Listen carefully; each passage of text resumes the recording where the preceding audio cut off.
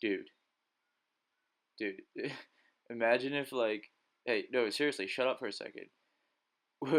What if like all the best racers in GTA somehow like did some fusion dance or some shit and created like this giant fire breathing transformer that was like a racing god or some shit. Wouldn't that be cool?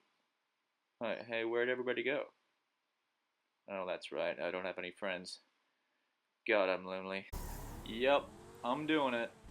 I'm going full blown armchair philosopher on you guys, and I'm gonna try and name the top 5 GTA racers of all time. Beard stroke. So just to give you guys some context, I'm currently wearing a silk robe right now and sitting in front of a fireplace, swirling a glass of scotch around in the palm of my hand. Can you hear that? Yep, that'll get through nicely. It'd be nice to have footage of racing of all of these guys, and I did manage to get some, but I didn't want to leave any of them out, so I just scrapped that idea altogether and went with some random racing highlights of mine over the last week or two. So just ignore the footage, it's not really related to the topic.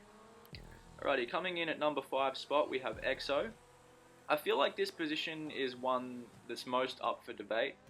There's probably a dozen other racers you could make the argument for being in this position, but I'm just going from personal experience here, and when you look at this guy's stats, it's hard to find anyone better. Like, EXO only started racing on new gen, so he's probably the newest racer out of the lot, but he's racked up a pretty decent amount of races since then. If you were going to judge the best racer on paper, you'd probably have to give this guy the nod because he just has an incredible amount of records, not only on bikes but also with cars. You could go through the standings on every track, and whether it's 2 laps, 3 laps, 4 laps, 5 laps, he's always up there somewhere. He's got incredible speed. Now, I know most racers don't rate hot lappers too highly, but he's also a very good non-contact and contact racer. He handles pressure like a champ. I mean, if anything, it makes him race better. Whether it's 5 laps or 20 laps, he just keeps going and going and going. He's a freaking robot. He really is, and he's arguably the best racer on Xbox at the moment. Coming in at number 4, we have Twil Kane, or Suzuka as he goes by these days. Now, this guy in his prime was unstoppable. I could easily put him at number 1, but the fact he's been so inactive in the last year, I don't really think makes him deserving to be at the top. But for all the guys who were on the 360 or PS3 knows how good he is. It's funny because when I first met him on 360 and I was racing with guys like John Gosselin, Fujiwara Zone, and Gucci Beef here and there, we were all pretty equal. And I was kind of like, yeah, this is cool, we're the best, this is fun, let's just stay this way, blah blah, we're king of the castle, yada yada. But Twil Kane, like, he took it as a challenge, and all of a sudden, his game just went to another level. He became the master of winning races, whether it was contact, non-contact, he was always there. I can't recall one instance of him being out in front and losing a race. Not once. I was never able to catch him. Once he was in front and had a clear path, he would just gap you. If you were leading him and you missed the apex slightly, he was there, on your inside every single time. He was patient and just a master of applying pressure. He'd get on your ass and just sit there for however many laps he needed to really and just wait for the right moment to pounce. It was nerve-wracking being in a race with him because there was a period there where he just had this psychological advantage over everyone else in the lobby. Like, everyone knew he was the one they had to beat, and it was really quite extraordinary to watch. He never said much, he kind of chose his moments. He seemed to have this perpetual hay fever and was always sniffling down the mic, so I don't know what was going on there, but hey, silence is better than bullshit, right? And this guy had zero bullshit in him. He was just all business. A true racing legend.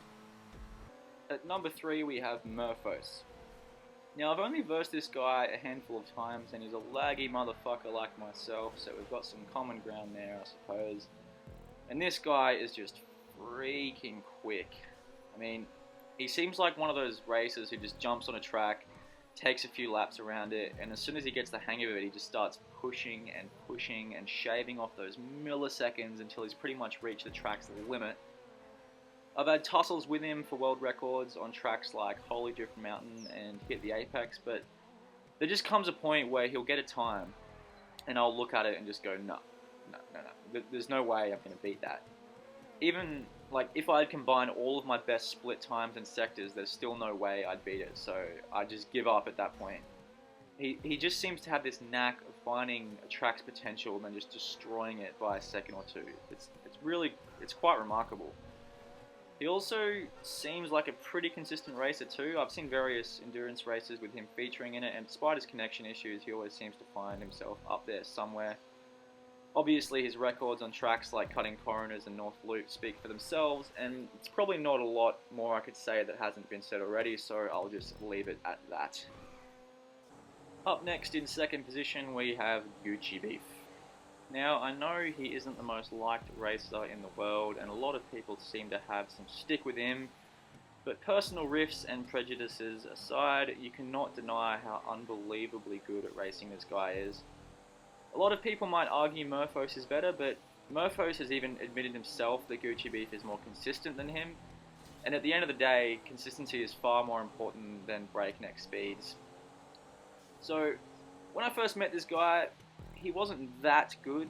Like, he had his pet races like Thrills in the Hills and Break Out the Brakes and Oops, I Stepped in Duty and all that jazz, where he would excel in, but other than that, he really wasn't that great, especially in races he didn't know or races that featured around the mountains.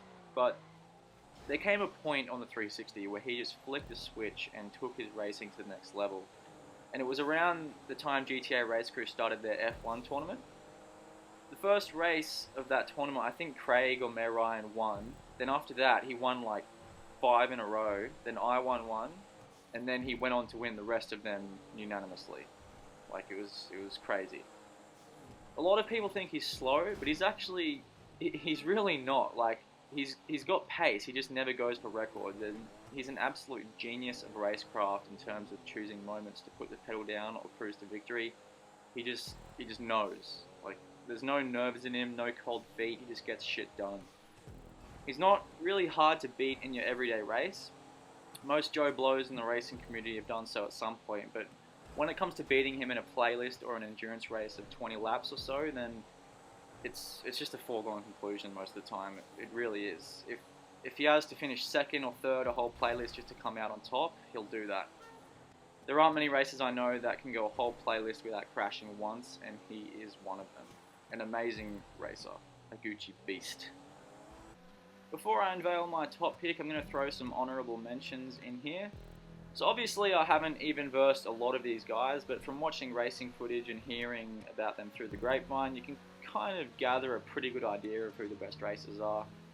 I think you could make arguments for all of these guys to feature in the top 5, and no doubt some of them would be in the top 10, but to me, the top 4 racers, those 4 I've listed here, are pretty much set in stone. Like, you could argue with the ordering of them, but the top 4 really are the top 4, in my opinion. Coming in at number 1, drum roll. Hold on, no, small typo there, excuse me. Rockstar Depth. Oh, freaking autocorrect, man. Aha! Neo Dark Shadow. Now, this is the only guy out of this list who I haven't versed, but I'll give him the benefit of the doubt in this situation. Obviously, an amazing talent. He's mastered one of the most daring and technical tracks in North Loop with some incredible lap times. He just seems like the complete package. As quick as they can possibly get and consistent enough to completely tear apart the F1 Championship last year. I saw some footage of that, and it seemed like every race he qualified in first or second position, and he just went on with it, beating everyone by 30 seconds or something stupid, and just with ease too. His racing looks so smooth, there's nothing sloppy or forced in the way he drives. It's like he's on a roller coaster, just gliding around the track with no oversteer whatsoever. He's the first racer I've seen who uses proper throttle control with the short shifting and the feathering of the accelerator around corners. There's no thrashing or forced moments. It's just pure poetry in motion when this guy drives.